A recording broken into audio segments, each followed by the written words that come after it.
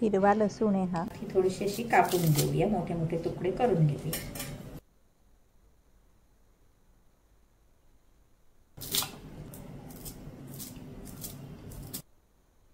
आपण आता एक खलबत्त्यात घेऊया आणि ते कुटणार आहोत आपण।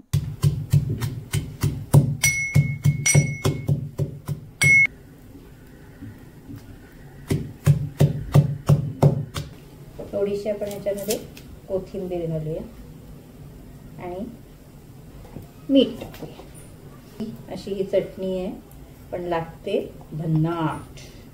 मीठ थोडंसं जास्ती घालायचं कारण लसूण तिखट असतं। तर आपण हे कुटणार आहोत।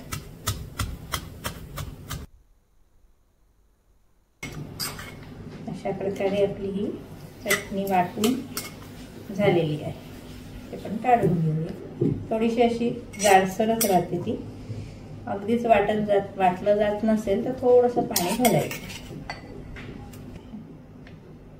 शेवटी आपण याच्यावर तेल घालणार आहोत।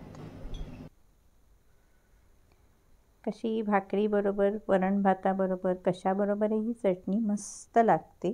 नक्की करून बघा, एकदम सोपी आहे।